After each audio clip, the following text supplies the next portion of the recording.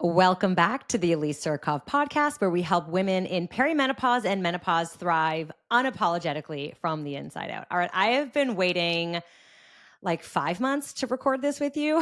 So Woo-hoo. welcome back. And I'm so excited because you're our first guest that we are welcoming back to the podcast, Excellent. Dr. Leslie Yaffa. Welcome. Welcome. Thank you. Thank you. I'm like scratching my nose here. So last time you were on the podcast, we talked about checking off the boxes and doing all the things that society told us to do as women, and we tread a little bit into boundaries. And at the time of that recording, I truly felt like I had a strong take on boundaries until I realized that I didn't. And I have yet since set some really strong boundaries that have made myself and others uncomfortable. And what I'd love to get into today and what we're going to help you listening with is how do you set boundaries? When do you set boundaries?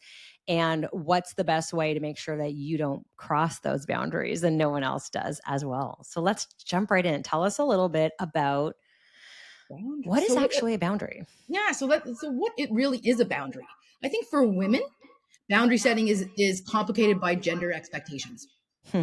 We often socialize to be caregivers and peacemakers.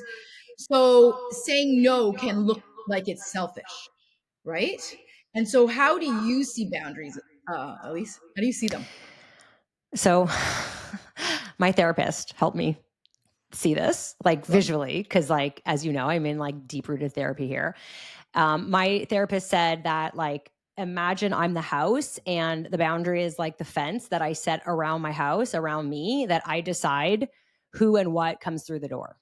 hmm, very good. And so when I set a boundary, I look at it as like self-protection and oh my god oh my god, I can't even talk. Preservation. Preservation. Yeah. Um, so I think about like that little girl inside me that I need to protect and that I feel very safe in the space. That's kind of how we've painted it. Like I feel very safe in the space. And so anything or anyone, and that includes like energy, might have to stay outside that fence. That's how I look at a boundary. Wow. And how hard is it to put somebody outside that fence that you love and care about? Really uncomfortable, Which is really great. really hard. Right. Especially because I might say I need to put this person outside and create this boundary, but then it's the communication of it that I feel like it gets lost. Oh, really? Right. So So like I might say, yeah, like I might say, I know that I need to put Karen outside of my fence, right? So I set a boundary with Karen, and so like I know, and I'm like, I'm not going to talk to her anymore. Or anytime that she invites me out, I'm going to say no because she always drains my energy. But then I never know how to communicate that so that when I'm in a position of like, well, now Karen's asking me, I'm like, oh no, I don't want to, and it's just like I'm not very confident and comfortable at saying. I mean, I'm getting better at it, but it's saying like, hey, this is my boundary and I will not accept anything other than this. do you think women have a need to be liked and that's why they find it hard to set those boundaries?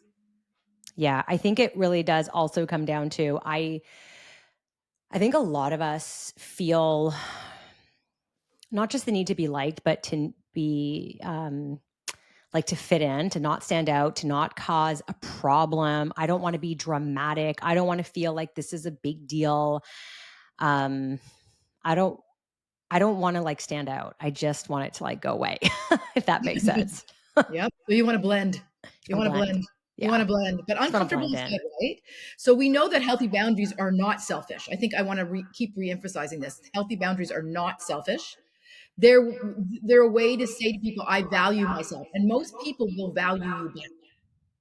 And it will sustain relationships. It will absolutely sustain relationships and not build in that resentment factor in those relationships, right? So Yeah. I look at boundaries in three different ways. Personal. So personal boundaries are about our inner limits, what we're comfortable with, what we need, and to protect our well-being. So that's the personal element. There's relational boundaries.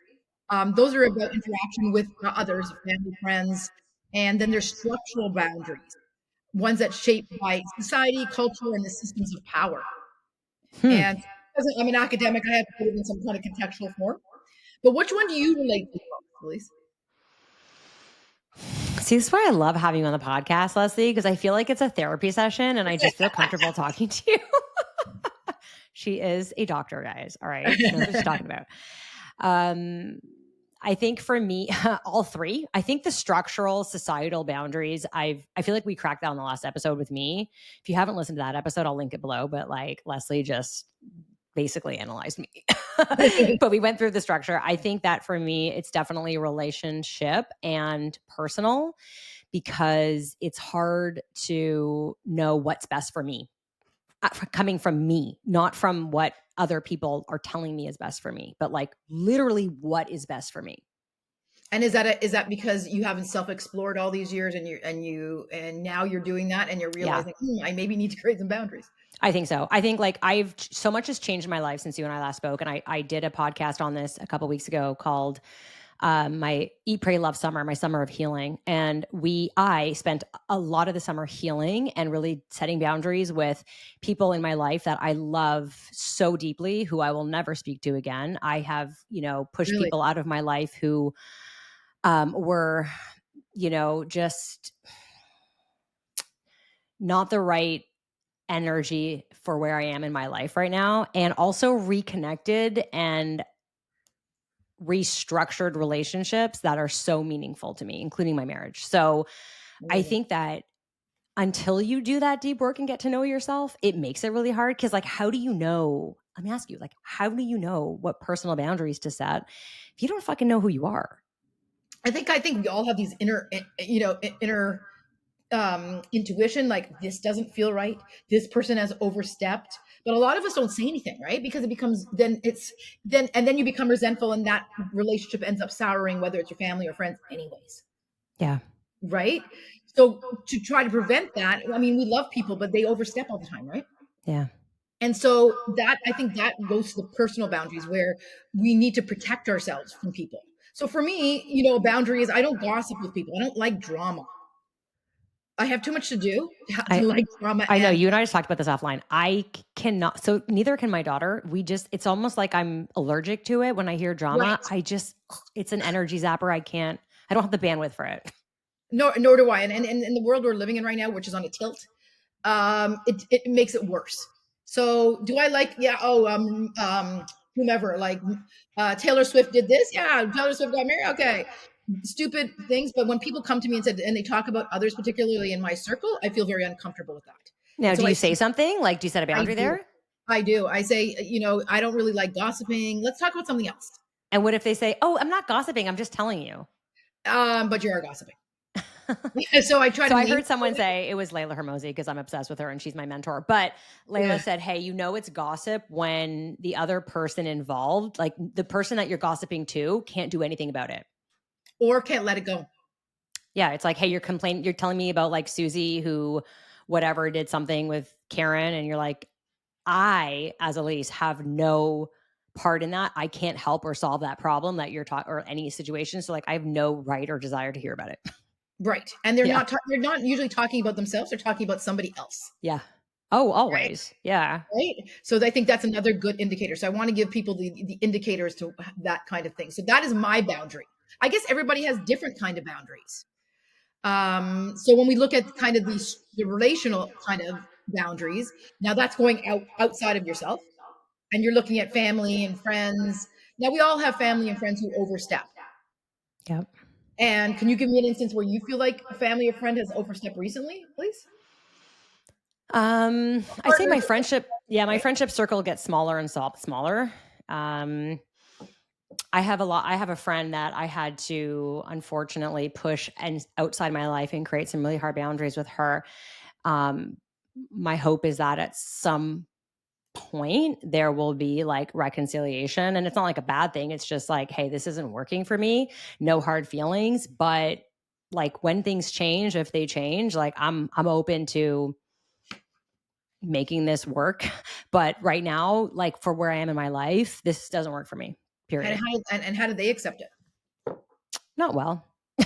Okay. I mean, I think that it depends on the personality, but I think that being on the receiving end, it's hard not to feel defensive. It's hard not to feel like almost heartbroken, where it's almost just like I mean, I can imagine if I'm on the receiving end, which I'm not sure, to be honest, I've been on the receiving end of a personal of this. If I'm being totally honest, like, I don't think anyone's ever said to me, "Hey, Elise, I need to step away from this relationship because it's not in alignment with where I am right now in my life." No hard feeling. Like, I've never actually had that, but I can imagine that I would be really hurt, although also be very respected. Because I've had people say that to me in professional settings or in more like casual acquaintance settings, like saying like, "Oh, sorry, no, I'm not interested in that," or like, "I don't want to partake in that. That's not my style." That's, you know, and this also brings me into what I'm working on my therapist too, is like, what is in or out of alignment. So like in our company in FFWE, we have our core values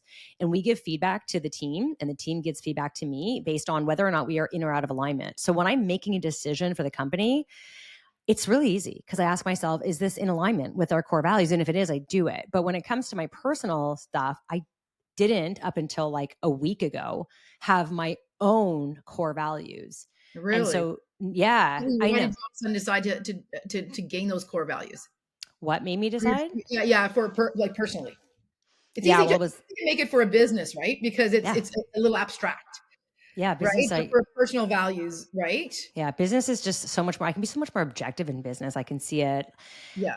It was my therapist that was like, "Hey, you need to." When it comes to, it was basically boundaries. It was like, how do I make a decision? I have someone else in my life that it was my, is my coach, my health and fitness coach. I actually tried to quit coaching with my coach back in May because I felt like it just. I guess really it was out of alignment with my core values, but I didn't know that at the time. And then he reeled me back in, and it was just really out of alignment. And so you know, talking to my therapist, I was like, I don't know if this is a good relationship for me. This is not. We're really working on like, is this a healthy behavior or an unhealthy behavior? Are we doing this like for the good? Like, and so it's kind of like, hey, how does Elise make a decision? And it's like, well, you do it for business, you really should do, like, do you know what you stand for? And I'm like, no. And so we really had to dig into like, what are my core values? And so now that I have them, it is a little bit easier for me to make decisions when someone says to me, as simple as like, "Hey, want to come over and we're going to go out tonight?" I'm like, "No, that's out of alignment with my core values right now." Really? And do you Yeah. say it like that? How do you say it to the No, I don't person? say that. Cuz "Yeah, my I will have no friends you're like not in me. alignment with my core values." You know what I do say to my friends? I don't think it's a setting a boundary, it's setting expectations of my boundaries, which is like, all right, if you want to go out with me, hot tip, if you're out there listening and you're like, I want to be friends with Elise. First of all, I'd love to have new friends. So if you're listening and you want to be friends, like, hit me up. "I totally want But new friends." "Okay, me too. Well, let's all go yeah, out together." I just like, I need friends. Look, we could totally go out together. Can you imagine? That's going to be awesome. Um, "Awesome."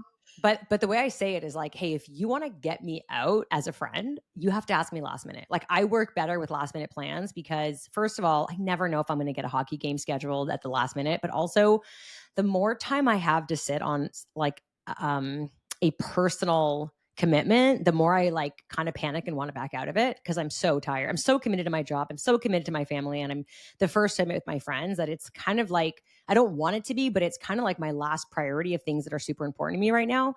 But it's still important to me. So I'm like, hey, best way to get me out is to ask me last minute. One of my really good friends, Dvora, shout out to Dvora. We've been friends since we're fucking 10. She does that. She's like, "Hey, last minute, like, want to go out?" I was like, "Yes, let's do it." And then I always say to her, like, "Ask me I'm last very minute." similar. I'm very Yeah, similar. It's like, "Hey, let's meet." And if they say no, yes, no, but at least that core group of people is always asked, yeah, right? And yeah. say, "Hey, come on, let's go out." Because I too am really busy. And so I just want, maybe I don't feel like it that day. Or maybe I do really want to get out of the house because I So work really mostly from my house, right? So and I that's get just it. Like, it's not just for me. It's not just like, well, I'm busy. I don't want to. It's like, I don't want to. Like, I have a hard time saying the truth, which is like, I oh, don't want to, and I don't want to offend you, but I don't want to because I'd rather be home on my couch. That's what I need right now from my core values. One of my core values is like stability and balance. And so I need right now balance in my life. And the best way that I do that is typically like to be like a hermit. I need to be home. I like to be like on my couch. I want to be with my kids. I have some opportunity to like spend some time with them, and that's what I want to do. But another core value of mine is passion and fire. And so like sometimes I'm like, yeah, I want to fucking go out and like light shit up. and just have fun for a period of time, right? Just have like crazy fun. Yeah, And I think, and exactly. also people who have in your life, family, friends for periods of long periods of time, you're not that same person you were 25. 35, 45, people change and I think that's the evolve. hardest thing. I had a friend reach out to me who we've lost a little bit of touch, but I do see her every now and then. So like we're still like when we see each other, it's like, oh my God, there's so much love there. And she listened to my Eat, Pray, Love podcast and she just her heart broke. And she's like, I had no idea that you were struggling and I had no idea that you were suffering. And I feel like a jerk because I saw you and I never saw through the pain. And I was like, no. I didn't want you to. Like that's kind of why I came out with that, right? Of being vulnerable. But like she's seen a lot of sides of me and she's seen this different version of me. And so yeah, she wouldn't have seen the like quote unquote weaker version or the broken version or the version that just really, needed to heal and change internally. And it's hard. The same thing with like other friends, right? All of us, I've had really great friends who, I mean, I was like on their emergency contact list and we don't speak anymore and nothing happened. It's just like we went in different directions of life, right? Yep. Yep. And I think the last one I want to talk about is the structural boundary, just to give examples of Yeah. society, culture, and systems that run our lives, right? Yeah. A boundary would be, and a recent boundary for me is minimizing, or sorry, making boundaries around my work. So I work a lot, and saying no, I can't do this, no, I can't do that, I can't do this, because I'm only one person and I can only do so much. So putting boundaries around societal's expectation is you work hard, you're going to be a good person if you work hard. Yeah. Right. And I'm not saying don't work hard, but again, we're going to be burnt out. A lot of us are going to be burnt out. Those are the capable ones. Yeah. Well, Right. it sounds like, hey, that structure is like, if I produce, then I'm worthy. So Yes. like work hard, produce well, and then you will be recognized And as if we someone want, that does well. yeah, and you're not worthy unless you work 90 hours a week. Yeah, I was just talking to my business coach about this where we're having a little bit of like a sticky situation. We're restructuring our sales team and we're basically at like a point in business where like I've hit a ceiling and I need to like restructure things in order to like crack through it. And so I said to him, this is the most uncomfortable I've ever been in business because I cannot outwork this problem. For the very first time in my life, the answer isn't just work harder.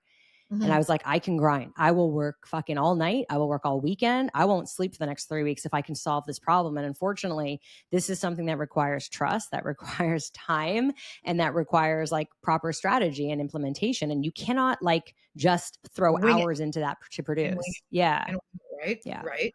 So again, those are like um, different examples of how we can cultivate boundaries. So I've also bought some scenarios of some of the clients that I see in my private practice. So I want to get your take on how would you create boundaries. Okay. Yeah. Well, I guess my big question is like, when would you need to create a boundary?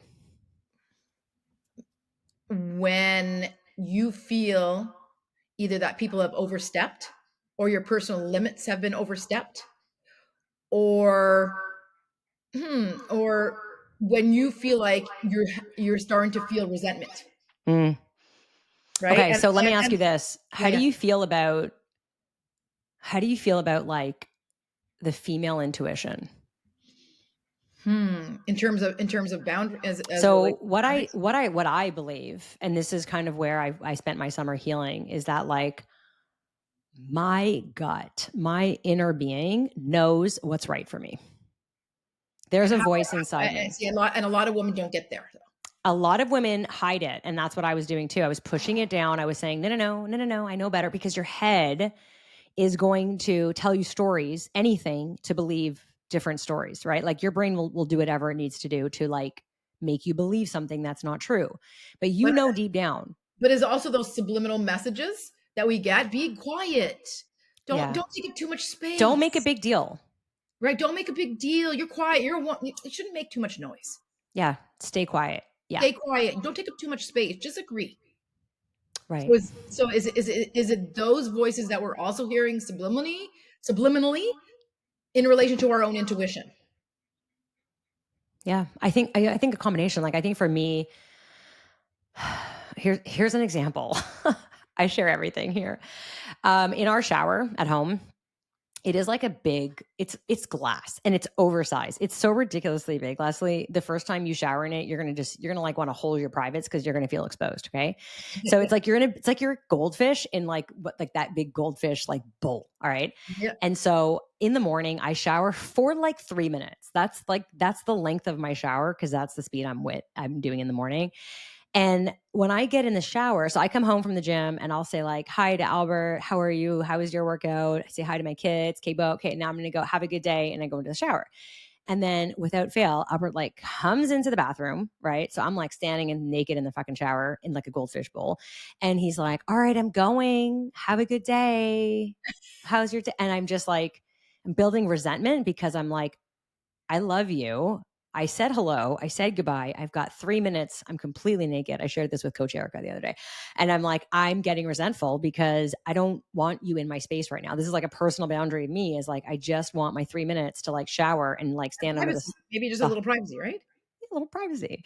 So I then say to him like, "Hey, I love you so much. Can you do me a favor? I don't like using the word but, right? I love you so much, but so I'm like, can you do me a favor? I really look forward to my showers. I'm gonna just like lock the door in the morning so that like I have privacy. I hope you're okay with that. But what I'm gonna do is like make sure that I say goodbye to you before I get in the shower. Is that cool?" And he's like, "Oh yeah, cool. I swear to you today, he had to tell me something. He knocked on the door and waited for me to say yes, it's okay to come in." And I'm like, this is what a boundary is, right? And like no one was offended. He wasn't upset and I Right. wasn't resentful anymore. But there was that resentment that I was like, oh my God, he can't leave me alone for 5 seconds. He's got to see me in the shower, right? Why are we afraid to say these things, right? So we know resentment kills relationships. We know this. They kill Yes. marriages. And Yes. so the more we don't say it, the more we become resentful and it kills marriages. Yeah. It's our relationships or anything, right? Yeah. So why are we afraid to say it? Why did you have to think twice about saying it?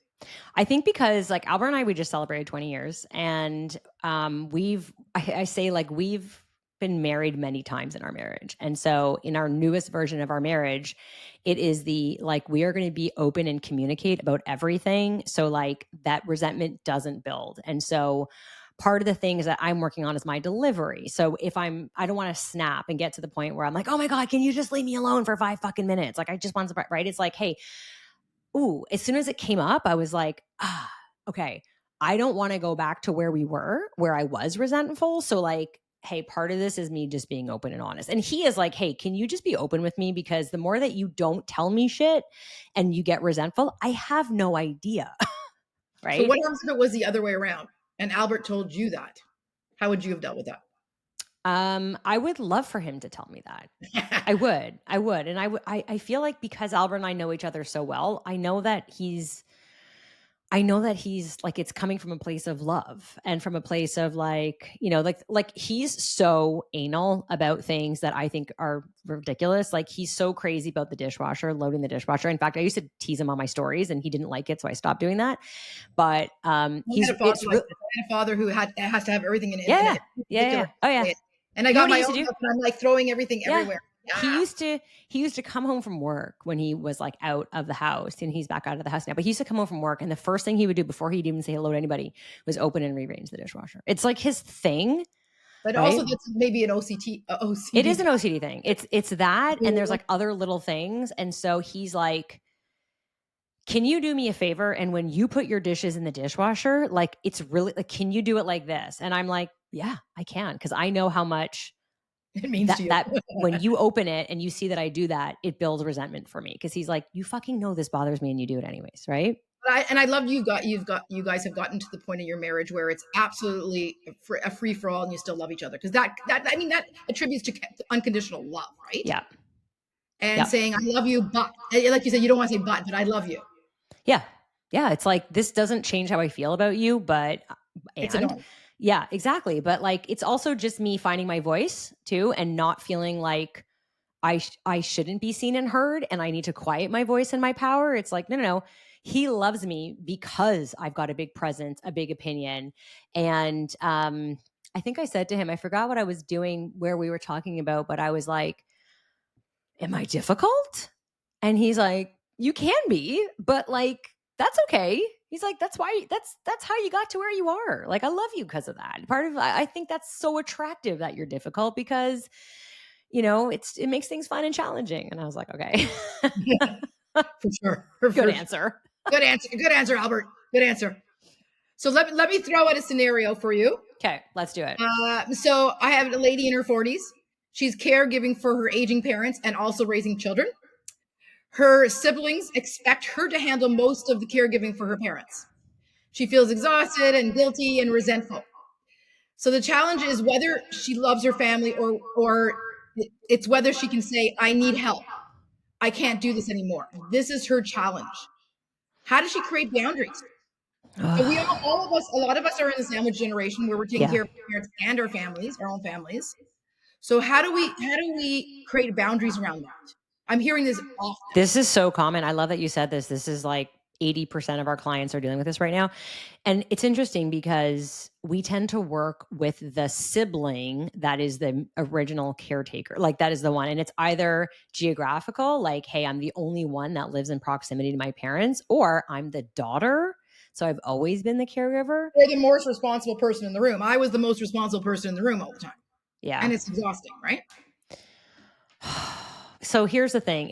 If I'm outside looking in, I'll say, "Hey, if you die, I'm going to like just zoom out and like 10x this problem. If you die of a heart attack tomorrow because you're so taxed from not taking care of yourself and putting everyone else's needs first, how's that going to work for you?"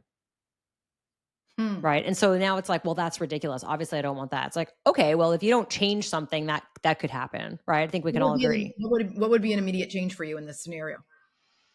So the first thing I would do, because I wouldn't want to not take care of my parents. I feel like as a child, like that's kind of my right or blessing or responsibility, I guess. So I would personally, I'd probably have a meeting with my siblings and figure out like, Alrighty. are they in or out? Like, are they in or out? No, some people are like, nope, we don't talk. The other siblings are like, I'm the only sibling or whatever, in which case that's a different situation. So the first route would be, can we share this responsibility? I think a Mhm. lot of times women own it without actually having that conversation. And so you're teaching everyone around you the role in which you're taking. You're like, I'm the leader, therefore they're going to be the followers. Now, some of the siblings are like, yeah, yeah, just tell me what to do. In which case, all right, so are you now spearheading care and what's that going to look like? So that's like Right. option one. Um, I think the other if one that is resources, right? Like, does the family have resources? The family have resources. We can kind of maybe pay somebody to come in and help, and that could offset some of the stuff. But a lot of families don't. So I love your suggestion that everybody gets together and brainstorms about this. Yeah, like it kind of like to say so this is kind of where I think language really matters in taking a responsibility versus sharing the responsibility. So having conversations of what are we going to do about this? How can we Right. support instead of like, all right, I need you to help me because blank. So like in another way, at the time of this recording, so we're recording this, it's like after hours, right? It's like 4 p.m. on a Friday. I'm not cooking tonight. I've had the longest week ever.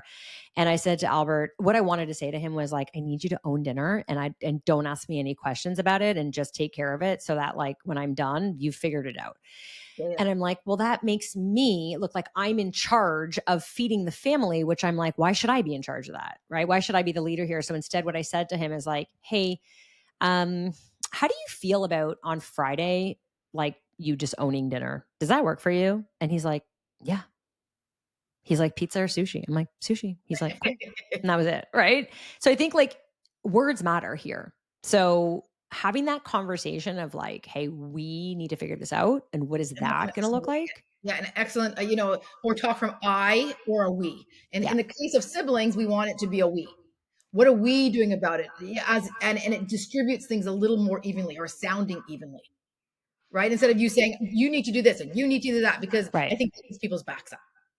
Uh, a, 1,000%. I mean, this is like rule number one of like leadership too, is like, if you point the finger and you tell someone to do something, they're not going to do it. But if it's like a shared responsibility, then they can take ownership of it. Right, for sure. And so I'm sure a lot of the women that you deal with are dealing with this kind of sandwich stuff. Oh yeah. I mean, I'm Right? dealing with the I woman can't actually. work out or take care of myself because, and so that's a Yeah. boundary unto itself.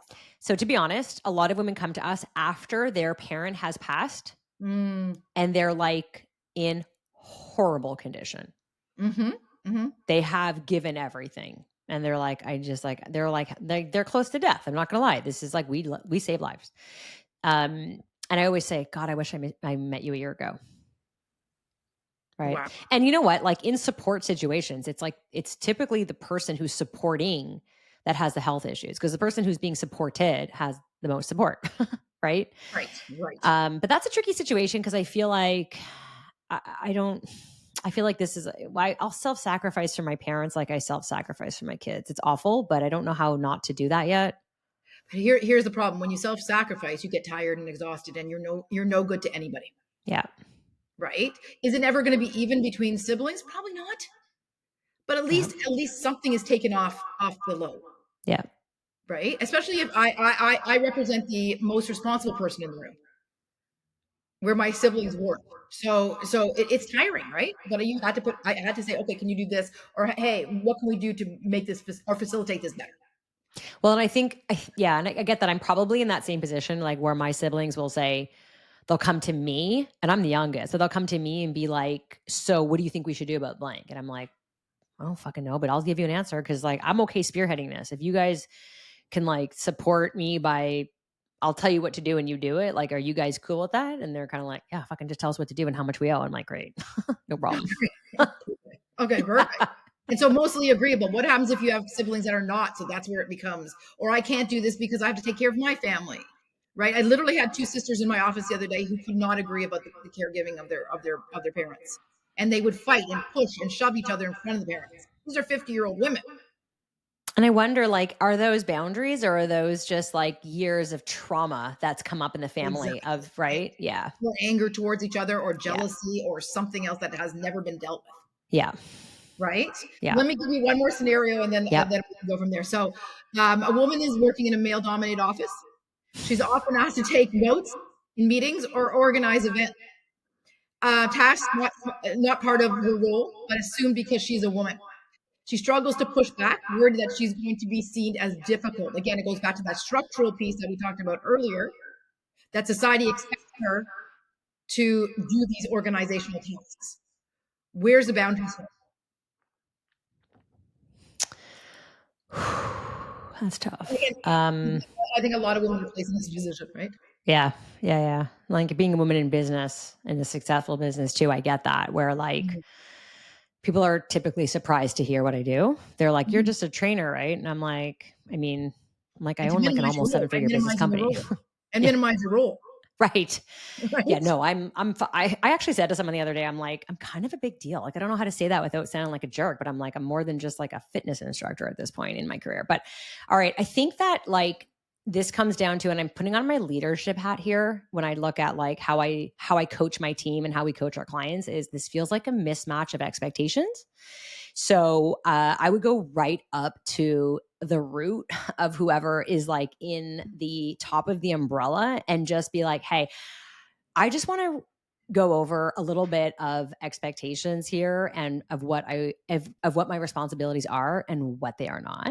And as a woman, I think the faster and earlier you do this, the more respect you're going to get because the longer you push this off as a woman, especially, the Mhm. more men are going to like walk right over that because you're kind of allowing them to do it.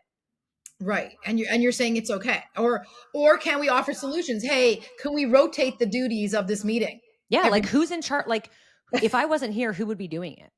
Is this right. something that like exactly like you said, like one of us does it and I'm the default because I'm a chick? Or is it like you're a girl and we fired Pearl who was taking notes before you, right? So like you're the next up. So um I think we're cracking that mold a little bit, but I We feel can like seal it. I think we've taken the broom and go like this into the ceiling, yeah. into the glass ceiling, but I think why does it still default to women?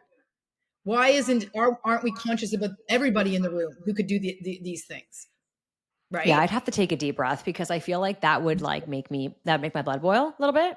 Me too. And Like so if again, someone said to me, if I was somewhere and they're like, "Oh, Elise, can you go get us coffees?" I'd be like, I would have to take a deep breath too. I'd have to take a deep And then breath and do be like a like, big belly breath. yeah, I'd be like, "Do I want to put my funny hat on? Do I want to put my dark humor hat on? Like, how well do I know these people?" But Um, why are we even still here in 2025?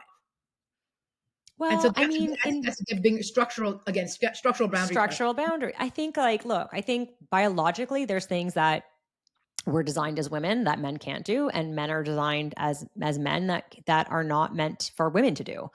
And yes, we can cross boundaries and borders of like gender roles. But, I say at the end of the day, you can say it's unfair, but men can't bear children. Women can, whether you choose to or not. That's why we're here. So biologically, we're designed to nurture. We're mother nature, right? Father time. They're more structural. We're more creative, more nurturing. That doesn't mean that like we can't be on, like we can't flip. In fact, like me, I feel like I represent the alpha female. I am the most alpha female of anybody that I know. And that's hard for me because for me to cross into a more feminine role is super hard for me, especially with Huh, Albert, right? Yeah. really? Yeah. Oh, yeah. Yeah. In fact, like Mhm. I said to him the other day, like he does little things now because I've told him these are super important to me, in that like he'll check in on me during the day and he'll say, like, just letting you know, you're so hot. I just sent him a Loom video. I was having an issue with some invoicing. He does all our payroll. And so I sent him a Loom video and I'm like, hey, I need you to do this. And he's like, no problem. I'll take care of it. And PS, you're so pretty. And I said, when you do that, it really does push me into my feminine. And then I feel like he's taking care of me. And as a woman, I want to be taken care of. But at the same time, I take care of financially of my family. Right. Like, so Do you feel like you're pushed into that masculine role because of the leadership you hold in your company? I think I naturally feel that's my power. I feel like I love it. Like I choose to be in it. I love it. That's I feel the most powerful when I'm in like that alpha female energy. I really do. And like a lot of my colleagues are like that too. So when we all get together, it feels like, I feel like I'm with the right people because I feel like, yeah, we're all in the room where like nobody would ask us to take notes. Someone's asking what we want for coffee, right? Right, right. I Um, think I think from that scenario, what I could offer in terms of boundaries is, again, like you said, going to the higher ups. But okay, that's one way. But women are afraid to lose their job constantly, right? Oh my God, what happens if I lose my job if I speak up? What happens if I'm not a team player? Right? Isn't this part of an interdisciplinary team? Everybody does it. But maybe yeah. approach, again, depending on the relationship she has with the upper people, is explain that it just feels, and it also sounds like they don't value her contribution in her job, her actual job. But Yeah. you can organize really well. Yeah. Because you're a girl. Right. Exactly. And it's Yeah. quite demeaning. It's quite demeaning, right? So again, talking and saying, hey, maybe we can rotate and offering problem solving around that. So Well, it what would really just sounds like it's just having a voice that's being heard clearly. right? And but a lot of boundary setting is also problem solving. Yeah. And I think women are afraid to do that, right? Why am I offering a solution to a problem? I shouldn't be Right. saying. And that's one of my favorite things to do is problem solve and hard conversations. Right. And I You always think say I have a that, PhD in problem solving, yeah. Yeah. right? It's hard. It's hard. Well, what It's about hard. this and what about that? And looking at alternative solutions. But we're not trained as women to talk like that even. Right. Well, we don't want to offend anybody. I think also like my favorite line is kind of prefacing the conversation with the obvious. So it's like, hey, look, I'm not saying I'm not going to do it. Or hey, I'm not saying that like I won't ever do this or I won't ever help out. I'm just saying like, can we share this responsibility? And I might even call them out on it. It's like, is this because I'm a woman? Like, And if we're working as a team, can we work as a team, right. not just Is one this person really a doing teamwork? it, Yeah. right? Yeah. Right? So I always like to get to some skills and tools at the end that we can utilize in terms of our own boundary setting, right? Well, so then would you consider that structural boundaries then? Because it's like what The society, workplace, yeah. the workplace. I think it's a combination of both. I think it's a combination of structural and relational boundary setting. Okay. So what I see the most in our community are women probably in relationship and personal boundaries, really not thinking like they don't even have any, they don't even know what it is. Like they just think that it's like, um, yeah. So like, okay, I'll use myself as an example. Is like, yeah, I go to the gym and I get my nails done. I like set boundaries with that. Like when it's like I'm going here, but I never really set like real boundaries in the sense of I'm going to do something for myself because it's really important to me and you might not agree with it. And so like if you've ever had to do that and push someone, whether it's in a relationship or personal, maybe you like something as easy as like losing weight. It's not easy, but like saying like I need to get healthy, I need to lose weight. This is now a personal boundary. Like I will not go to McDonald's anymore for lunch because I need to prioritize my health. It's now become a personal boundary, and now I've got to take the fucking McDonald's Uber off my app. I need to hang around with other people who make their lunches so that I feel like I'm not the odd one not having McDonald's every day, right? So like those are like really hard, whereas like in the past people are like, well, I'll just, I'll just Uber eat something else, or I'll just, you know what I mean? Like they're not like really strong boundaries. So like most of the women that come into our community, they've never invested in themselves. They've never done anything for themselves, but they do it for everybody else. Now, part of your questionnaire, is it asking questions about boundaries? I think you should include that. Where is your boundaries, right? Yeah, where are your boundaries? Yeah. I mean, Where we are just the had boundaries? a woman, talk to someone about our program, and she said, "I really want to do this program, but I know my husband won't let me." Oh, And so oh, we're like, it's hard. It's hard. he's right. So like, I know, Leslie, you're just like, if you're not watching this on YouTube, you got to watch her face. Cause like, she's doing the face that I'm like, are you you have to, okay. So deep breath here, deep breath. But I had said to my enrollment specialist who was with her, cause he's like, I don't know what to say. And I'm like, well, I'm just curious, but like, does her husband control everything she does? And he's like, I think so. He doesn't let her do things. So I was Wow. like, wow. All right. So, Wow. by the way, she ended up signing up. But it's like, hey, we have to now talk to her about setting a personal boundary because she wants to do this. And she's like, I need this in my life. And yet, like, what happened as a 50-year-old woman that you allowed someone else, forget your partner, but like someone else really dictate your well being? And you know what the answer was? It was, well, I don't work. So it's his money. uh, Even more disempowered. As you hear in the conversation, you heard disempowered, disempowered, disempowered, right? So, how do you empower a woman who's lived like this for 50 years? So, I mean, So we I put always on want our you to include, I always want to include in your assessment, because I do assessments and mine are not very traditional. Assessment on boundaries. Like, what is your boundaries? How do you see boundaries? Because a lot of these women are drowned with no boundaries and they're drowning. Well, so what we'll do is like really we'll dig a little bit. So we're like, does your husband know how unhealthy and miserable you are right now? Like that's the most of the time women are just not sharing that in this case. Because that's being, again, that's societal structural boundaries. Well, Don't and share. you You know gotta be what? Like small. You gotta be a small. lot of women don't want their husbands to know that they're struggling because they don't feel feminine. They don't feel sexual. They have no libido. They're having sex as an act and not because, they're into it. They're just doing it to pleasure their husbands and they don't want their husbands to like think anything's different of them. There's probably a fear there like, hey, I don't want my husband to like find a younger woman, so I need to completely stay calm and happy. It's such an old school way of thinking, but we are still here in 2025. We have a lot of women that I had a woman the other day say no because she was like, I'm in. This is a yes. I just want to like talk to my husband because it is a financial investment. And she's like, I just want to. And then she's like, well, my husband told me of things coming up that I didn't know about, and so I can't do it right now. And I'm like, you But also, just told me. but also, is that a control situation where I don't want you to get healthier? I don't want you to get prettier. I don't want you to get. So again, women have to make themselves small, and that really irks me. I don't know if it's that or it's a combination of also them saying, um, my husband doesn't understand truly how much I'm suffering and I don't want him to see it. So when he says like, you don't need that, like you're fine, instead of being like, I'm actually not and I'm really struggling and I cry every time I look in the mirror, and it's gotten to the point now that I don't even want to have sex with the lights on because I just don't want you to see me naked. They just don't want to admit that. So they're like, okay. Wow. Wow.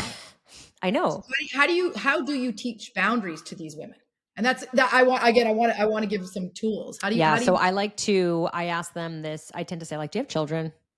They're like, most of the time, if they're in this situation, they have children. They're like, yep. I'm like, all right, do you have like a daughter? Yeah, they have a daughter. I'm like,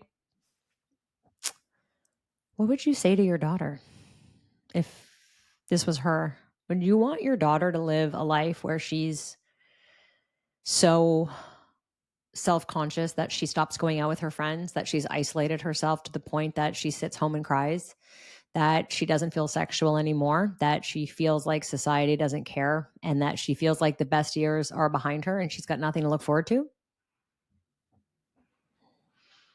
It's the So you make it truth. more relational, right?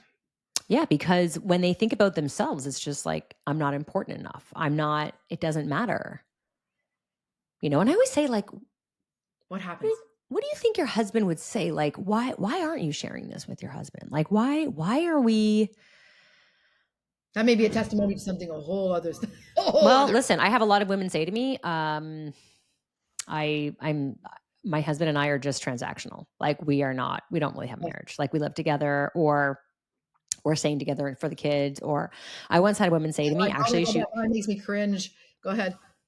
Because right? you're doing a disservice to your kids, really, in fact. Yeah. And I'm like, yeah, like your kids don't notice. Okay. Exactly. Exactly. Or I once had a woman who joined the program and then she backed out, but she was like, nobody knows this yet, but I'm leaving my husband. Huh. And I was like, oh, Do you have a part of your program? Do you have a mental health component? Like, so we they deal with we their mental health? should. We should, I Leslie. We can can do talk that about for you. that. I can do that piece for you. Okay. We can definitely talk about that. Yeah, Because because that's one of the interesting. big ways that we've transitioned our program is with identity. And that's a big Mm, part of that I do in the program, which is like women come into our program a very unhealed version of themselves that they learned in their 30s and probably most of their life probably into their before that. Probably. 40s. Yeah. Yeah, yeah, yeah. They leave not just with a physical transformation, but with the identity shift. I mean, myself included. It's like a lot of women don't know who they are anymore. They are, I mean, I felt this way too when I thought about menopause. I was like, oh my God, I'm going to stop having a period. My vagina is going to get dry and I'm never going to want sex again. Like, ugh, like I'm going to be the old haggish woman. Like, is that what's waiting for me on the other side? That sounds horrible. It Right. does. So it's like we want to recreate the identity of like, we are very You're sexual vibrant. You're a creatures. woman, and we transition through different generations, and to believe that, right? But again, that's a societal issue, right? Because society tells us we're not worthy, 100%. Yeah. right? All Yeah. right. So let me give you the tools, okay? Yeah, like so. Okay, so now we know when we need to set a boundary, and we know Yes. which area we need to set a boundary. How the hell do we do that? So we notice your signals. Understand your signals. So pay attention to when you feel drained, resentful, or anxious. These are cues that a boundary may be needed.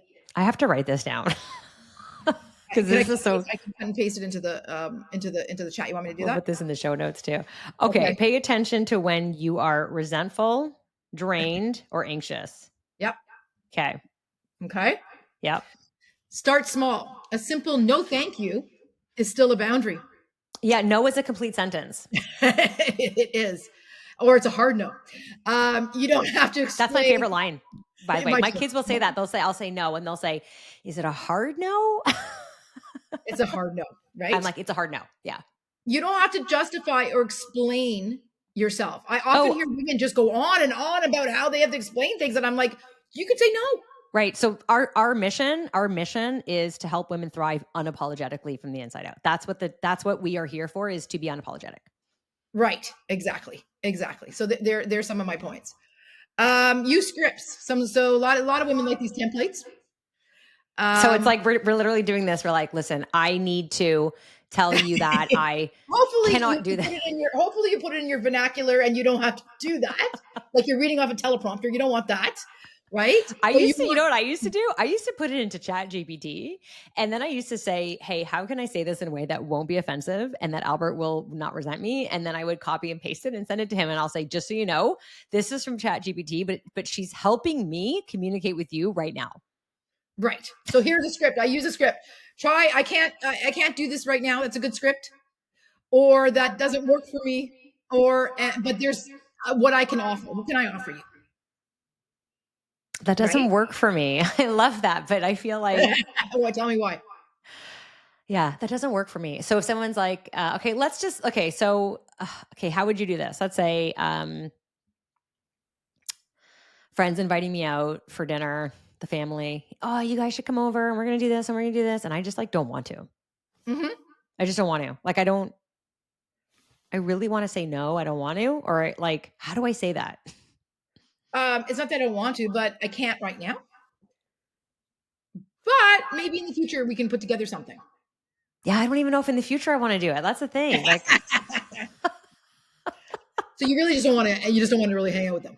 Well, like you ever have friends where like you have certain group of friends and then you have other group of friends and like you don't really want to mesh them. Okay, so this is like the notorious like we should hang out more. You know, you run into someone, you're like, "Oh my god, it's been so long. How are you? We should get together." And you're like, Whatever, and "Yeah." And then you're like, not as much as "No." that doesn't happen, You're right? like, "I don't respectfully speaking, I don't want to." There's I See, I'm on the other side, Leslie. I have zero fucks. I'm so unapologetic that I feel like a jerk. I can feel like a jerk. I'll just be like, "No." why can't we say no? Well, this is why I have no friends anymore. This is honestly why I have no friends anymore. We're all going out. We're all going out, okay? We're going out. Yeah, so I don't know why we Can can't I say no. come hang out with your friends? It sounds like you have a really good crew. I have a great group. But yeah, like I don't know why we can't say no. We're afraid to not be liked. We're afraid that somebody's going to shun us in the future. What are we afraid of? There's some people Okay, so I'll tell you. some people we just want to run into and say hi, speak for 10 minutes and then go. Yeah. Not everybody has to be our best friend. Right.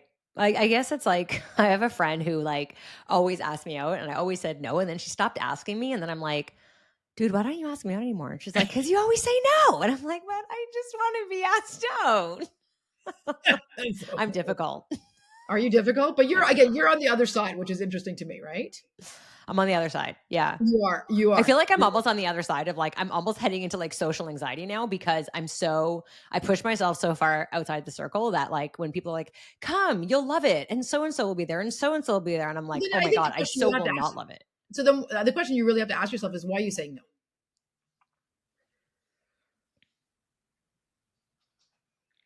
It's energetic. I find I'm drained. It drains me. I'm not the person that does well in large groups, socializing with a lot of people. It really drains me. I'm more of a one-on-one kind of woman. Yeah, me too. Or like a One-on-one. two-on-one, like small groups. Yeah, small groups, yakking. I like a lot of yakking and what are you going to do and what are you not going to do and just supporting, right? Yeah. I don't really want to I feel like when you're in a big group, it's very superficial and it's like interviewing. So what do you do? Oh, so what do you do there? And like it's just like it's all superficial. I just find that I come home and I am drained. So you want more of a less, a more concrete connection. I like connections. Yeah. No, I agree. I agree with you. So That's I just want where people that really care about me than 12 people who really don't. Yeah, you know what? To be honest, I've always been that way. Even when I was a kid, I just didn't know it. Yeah, yeah. So I never. I'm notorious for having like friends like in different pockets of life. I have like this friend, and I've got like my gym friends, and I've got like my old school friends, and I've got like my university friends, and I've got my work friends, and like, but they're all not together. Yeah. Maybe at my funeral. I always say at my funeral is when everyone's going to meet everybody. And maybe people don't mix well, right? Right. My next point is balance clarity with compassion. Boundaries don't have to be harsh. They can be expressed with kindness. And I know you're saying not so much.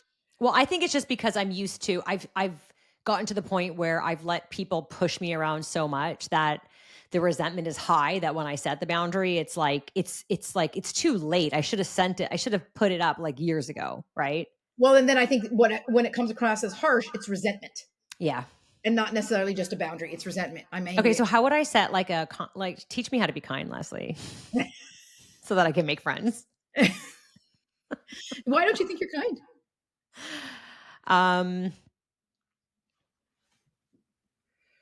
I don't know. I think I'm just like really I've been told this my whole life is that I think women find me intimidating. I think I'm just maybe a little bit more intimidating because I've got people think I'm confident maybe. I think I get that. I should stop saying maybe. People will say, "Oh, you're so confident," and that's intimidating for other women. Do you think it comes across as arrogant? Maybe. I mean, I wasn't always very confident, so I don't agree with that. But I have a presence that I kind of don't care what people think, and so if you're someone who really cares what people think, that can feel intimidating, or they can feel intimidated around my presence. And so I have heard this throughout my life: is that like, oh, I would get this a lot. It's like, oh, when I first met you, I was so intimidated by you. Well, I don't get that anymore. I have women come up to me. I had women come up to me in the Air Canada lounge when we were traveling twice and be like, I am sure like you get this a lot, but like I'm a follower and I love all your content. And I'm like, oh my gosh, thank you. So I've had people in my neighborhood, like as I'm walking, be like, oh my God, I know you. Right. So like, I'm obviously not that intimidating anymore. People do come up to me, but I did get that. What is the vibe you think you give off? And how can you make yourself a little more approachable? That's a really good point. Um, I am very harsh around the edges for sure, and a little bit bottom line. I will Part of give me appreciate I wanna tell you from my perspective, I like those kind of people. Just to the bottom, what's the bottom line? Let's not, sugarcoat it too much. So part of me likes that kind of people, but I can see how other people would find it hard. Yeah, I when I had my first leadership job when I was, like, in my 20s and I had a team and, they would, like, talk, "Oh," and I used to say, "Can you just bottom line this for me?" That was my favorite line, and they'd be like, "We need more blank and blank," and I'm like, "All right, cool, here you go," and I did that. That was, like, that's what I was just like, "I don't wanna fucking hear your stories. Just tell me what the problem is so I can solve it." It's kinda like where I Mhm. was. But I recognize now as the leader that I am today is very different. But I realize that like that's not how to lead people, right? That's not everyone has that style. Some people need to have a little bit of that softening around them. So I have to remember, like, even when I talk to friends, like my good friends, if they're doing something and I'm like, that's the fucking dumbest thing I've ever heard. I'm like, wait, nope, nope, I'm not going to bottom line So that. that's the one bubble that wants to say that, and then how can you be a little kinder when you say it? The other bubble. So my The other new line, Leslie, is, hey, would you be open to some feedback on that? That's amazing. That's a great, right? So it's semantics, I had a right? friend say that to me the other day. And She it's said, "Hey, softening. can I tell you I'm telling you this as a friend." And I said, "Wait a minute. Is this going to make me reactive?" And she said, "Well, it's not about you." And I said, "Okay, cool." But if the answer was like it might, then my next boundary was going to be, "Can we talk about this after 5 p.m.?" Because Right. I still had a full day of work and I was like, I don't want a personal thing making me reactive right now when I'm in work mode. Okay. So how can you be a little softer? See, this is like where I'm in my alpha female. It's like I need to get into my Arr. feminine here. Yeah. Arr. Um, How can you be a little softer with your delivery? you tell me. I don't know. I really don't know. Take a I deep get breath before I react, maybe. or think about it. Take 2 seconds, breathe, and think about how I can say this that would make me most approachable.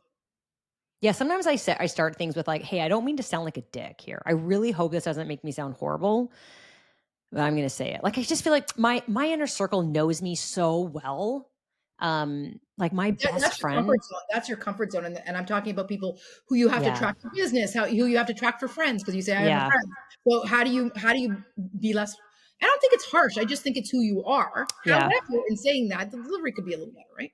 So I think one of the things that I do that's super helpful is like kind of lead with a little bit more curiosity. So instead of me being like, that's the dumbest fucking thing I've ever heard, I'll be like, curious as to like what made you decide that? Can you be also a more of an observer? Yeah. Well, that helps me observe. That helps me think about what state were they in when they were thinking that. And I'm like, let me try to relate to you instead of like Because a lot of things judge. I mean, again, a lot of things I hear from students, a lot of things I hear from my private practice, you're like, what? But then you have to step back and think, I'm not in their shoes. It's all about perception. So how can I lightly say something nice to them while still challenging them? Yeah. Right? Lead with kindness. I Lead know with it's kindness. hard. It's hard. Like, how do you do with your kids? Is any of your kids more sensitive than the others? Um, Definitely. I feel like my daughter has a lot of like my rough edge around her. And so we can have like a conversation that is like, what the fuck were you thinking? Oh, what the fuck were you thinking? And it's just like that kind of talk works where my middle is a little bit more reactive. And so if I say the wrong tone or say the wrong thing, like I am done. Like the conversation's over. I've lost it. So I do need to lead with a little bit more curious. I feel like if I can just lead with like childlike curiosity and tonality, like, hey, I noticed like I got a call from school that you were late again. So I'm just curious, like, what's the deal, bud? Exactly. And what can I do to support you so you're not so late? Yeah, like first I have to understand because I'm like, why the fuck are you late? You have one job in life and it's to get to school. That's what I told him. And he's like, oh, and I'm like, all right, new frame. Um, what's Oh, going on? I'm And turning he off. tells me, he's like, well, the bus is late. The bus says it's supposed to come at 8:18 and it came at 8:27. And I'm like, all right, so like, what do you think you should do? And he's like, well, the bus is wrong. I'm like, well, you can't control the bus. So like, could you take the earlier bus? He's like, well, then I'm going to be early. I'm like, well, did you be Or early? how can we problem solve around it? It goes back to the we's. Right. How can we problem solve around getting you to the bus on time? Yeah. Well, and you know what? And that's a boundary because me problem solving and throwing my shit out there and being like, that's the dumbest thing I've ever heard is makes me reactive. Makes there you go. I'm looking at my list here. Like that drains my energy. So, but if I can understand why he's saying that, so my personal boundary is like, all right, I'm gonna like try to understand this before I jump in and try to like, I do this with my team too. I'm like, you're not a fireman that's got like a hose putting out the fire. Sometimes we just have to like let the fire burn and figure out where it's coming from just for a second so we can put it out the right way, right? Mhm. So, And I think your idea about curiosity is really, really valid. Just be curious. Redirect questions. Well, how can we do it together better? How can we get you to the bus? Okay. yeah, And so that comes across as instead of saying, "How the fuck are we going to get you to the bus? You can't be fucking late." Like right. to me, that's two different things. And Yeah, again, we drop the F bomb in here. I'm not gonna. I say like you can swear, you just can't swear at each other. Can't say like fuck you. right, exactly. So again, it also instills boundaries in both of you, right? Yeah. So, and it's almost, and it's also reading the room. I think it's really important to read a room. Okay. Well, let's try to wrap this up. But I really want to get into this. So like when I'm thinking of boundaries that have accelerated my growth and healing and pushed me into the identity that I now associate with, those have been the hardest ones to hold. So let's talk about those hard ones. It might mean putting a family member outside of that fence. It might mean stepping away from a friendship of like 40 years, Right. right? And be okay with that. And be So okay with it. boundaries shouldn't be barriers, right? They're bridges to a healthier relationship with people, a deeper understanding, a deeper belonging, right? I And love a greater that. self-respect for yourself and for the Right. person that you're dealing with those boundaries with. Right. And I love people that. will come around Yeah. Well, and really, you're teaching people how to treat you, in essence. In essence, right? which I don't think we've ever learned.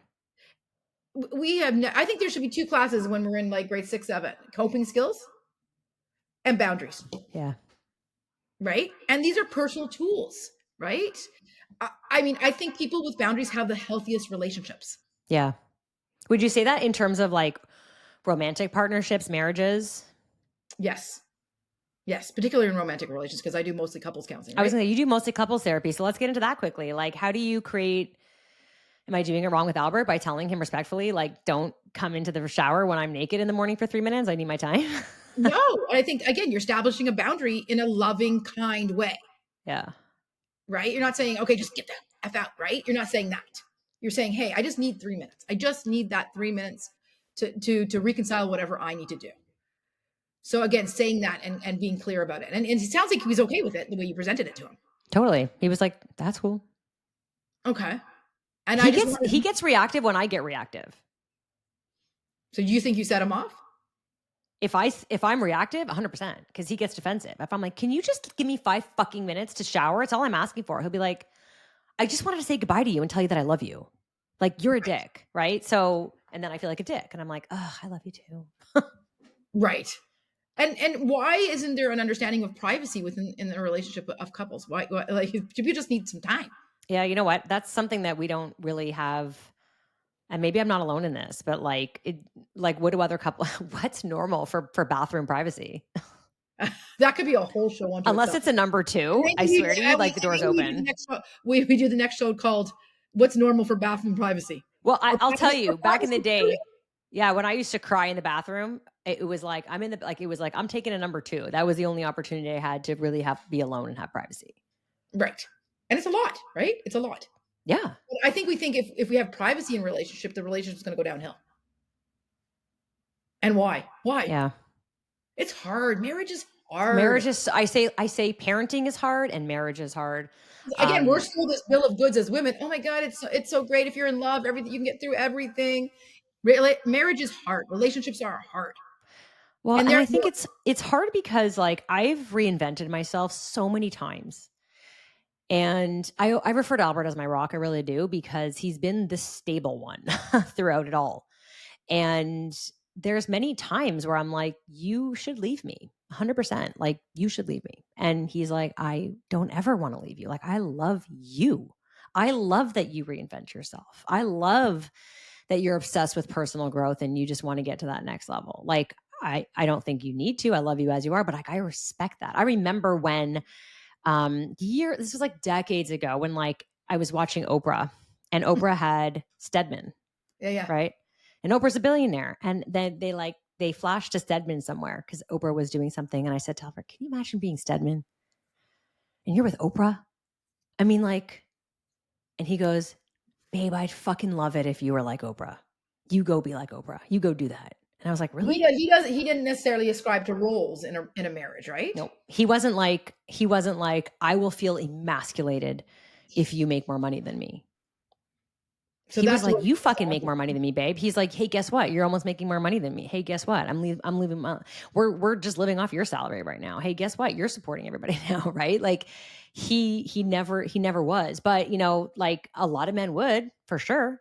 And I think that's what makes marriage hard is that a lot of times people stay together for the sake of the marriage, for the sake of the family, for the sake of the identity of being married. But it's like I'm not that person anymore. I'm not Albert and I got married. I was 26, wow. like I was a baby. I'm Wow. 46 now. So, I mean, I have changed 5,000 times. And I'm glad you have. Yeah. I'm glad you have because a lot of women would admit that change, evolve. But you probably see a lot of women that haven't evolved. They're the same person they were when 26 because they were told to be. I In mean, this, I have friends that are still like they're like in a time capsule.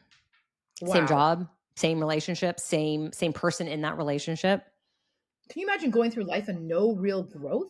How No. could you not be resentful? So personal growth is actually a core value that my therapist helped me get to when I was like, I don't know what my core values are. And she said, I think anybody who knows you would agree that personal growth is one of your core values. And I was like, yeah, okay, cool. That makes sense. Yeah, So, but it can make others uncomfortable.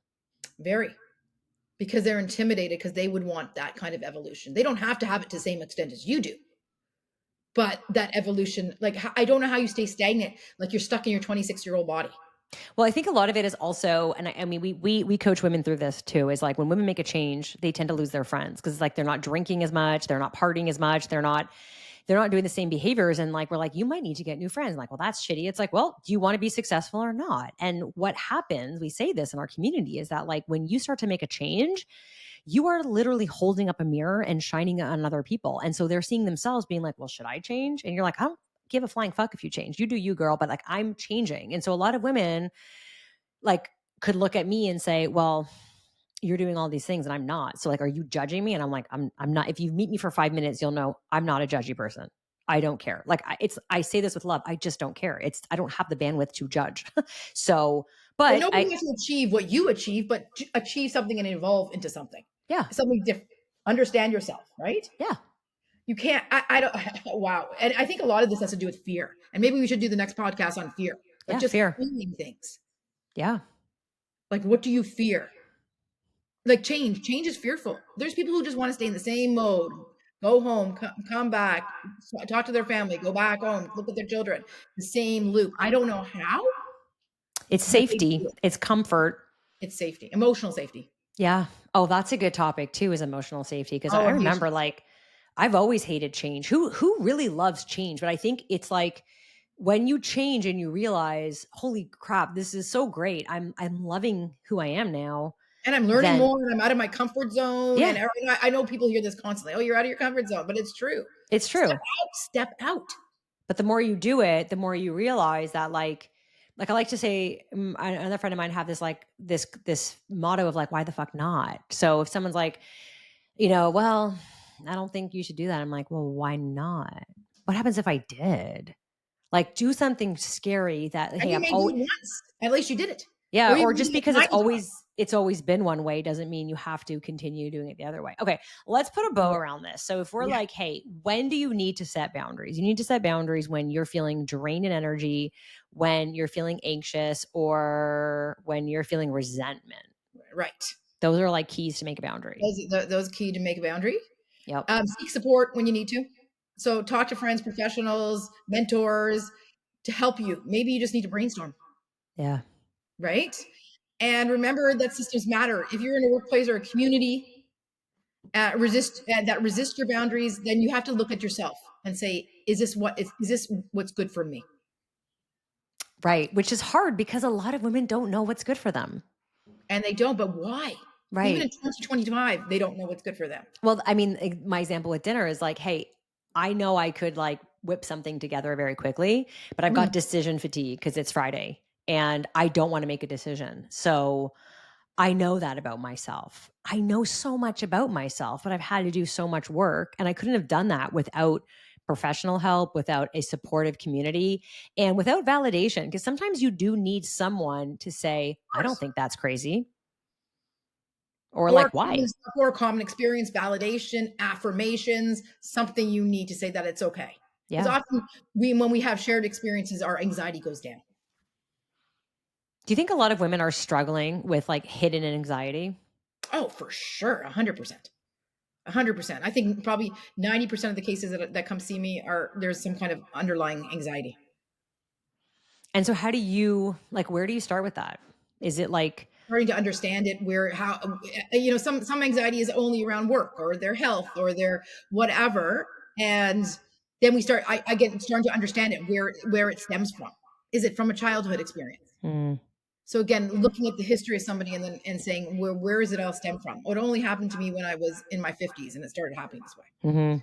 So it just get again seeking through some of the stuff that's gone on, and a lot of people are not mindful that it's anxiety, and it goes I back to not knowing self, that kind of stuff, Well, right? I was gonna say anxiety is like a newer experience for me. I only really started with anxiety like in my mid 40s, and that's when I started HRT as well, which helped. Mhm. But I've realized in a lot of my healing that when I'm in my most anxious state, I am the most out of alignment with myself. I agree. That is Yep. so I have like I don't know if this is true of everybody, but I feel like for me, anxiety is when I'm going against what I know is the right thing for me. Mhm. Okay. And so how do you make sure that doesn't happen? Well, I'm trying to listen to myself a little bit. I'm trying to listen to, like I said, like That that gut intuition feeling. and that Yeah. intuition. And trust it, right? Is like, hey, if I feel my inner self is like, wait, this is a flag. This is a red flag. This is what happens when you're in a situation And like most of this. us, can I tell you, when something doesn't feel right, most of us know, but Right. somehow we proceed the same way without I heard stopping. somebody say there's this guy. I'm so witchy. I love like spirit and energy and like it's eclipse season right now. So like we're all fucked up. It's awesome. But one guy said if it is not a whole body yes, then it's a fuck no. And I thought, oh, that's such a great way of saying it. Like it's if it's a yes, it's like it's gotta feel like a whole yes. Like, yes. And you got yes, Yes. right? And like I say this to my daughter too, is with decisions making. I'm like, if when in doubt, don't. If Okay, it's or if there's a little hesitation, don't, yeah, right? But be okay with it, yeah. and whatever comes of that. But that's literally your inner self setting a boundary, saying like this is It not the is. right decision for you. Like, don't do that. And you're like, are you sure? And then it's like And okay, and anxiety to help the other you. piece is to be able to express that. Right. And it goes back to the original conversation about personal boundaries for self. I When love this conversation. when it's usually not right, it's probably not right. Yeah.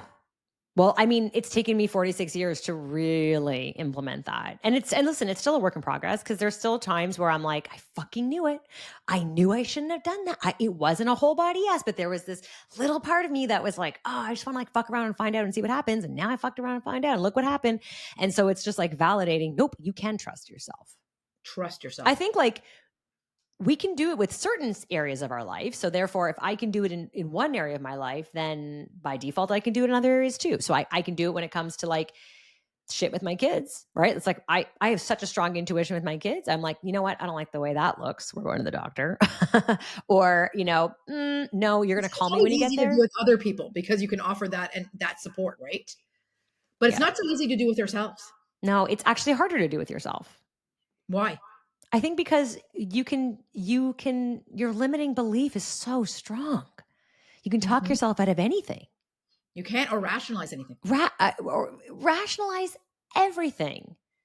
I always say to friends, careful because I will keep like I will say like you can convince me to do anything. There's really nothing I wouldn't do. And I'm Really? like, yeah, like name me something. Skydiving. I've done it. Amazing. But like I wouldn't do it now. But if you're like, hey, would you ever do blank? My first reaction is like, fuck no. But then I'll probably say, well, you know what? If you worked on me, I probably would. Does that change as you got older? No, Hmm. I wish. There's many times I'm like, nope, I should have gone home. I should have gone straight home. That was a bad idea. Nope, I shouldn't have done that. But I say this, and my friends know this too, is like, be careful, because Albert will say this too. If you tell me I can't do something, you've just fucked me over, because I'm going to have to do it now. So if you're like, Hmm. no, you can't run a business, I'm like, well, now I've got to run a business. I hate that part of me. But like, it's just kind of how my brain works. Yep. Well, how does brain welcome, work? welcome to my brain. On the next episode of the Elise Circle Elise's podcast, brain. Elise's we'll go brain. into Elise's brain. All right, let's cut it here, because this was so great. We'll definitely do a part 3 on this. But if you're listening, if you've made it, first of all, this far, thank you. Thank you for humoring me. And again, if you want to be my friend, please reach out to me. Um, tell us, how can people find you? So I guess I don't know how, I don't know what to say. I don't at university, no, not so much. So I'm a faculty and a BSW coordinator, but my private practice, I can always give you the information. I do work through the Vaughan Relationship Center, which is at Martin Grove and Highway 7 in Vaughan, and on Instagram. Okay, so let's find you on Instagram. I love watching your stuff on Instagram. Yeah, Yeah. cool. I love So that. yeah, so tag me and they probably can find me. I will tag you 100%. You know how well I always do. So I actually just tagged you now before I went on here. So Nice. thanks. Yeah. Thanks so much for joining me. If you've made it this far, thank you, thank you, thank you. And if you're watching this on YouTube, go ahead and push that subscribe button so that we can stay connected. And make sure you're following if you're listening to the podcast on Spotify or Apple. And better yet, leave us a review, tag me on social. Let me know, what boundary are you going to set? How uncomfortable is it? And you know what? Please tell me, because I know Leslie too, is going to want to cheer you on, because that's what we love to do with women. We love it. We love to cheer them on. Yeah. Thank you so much for being here, and we will see you on the next one.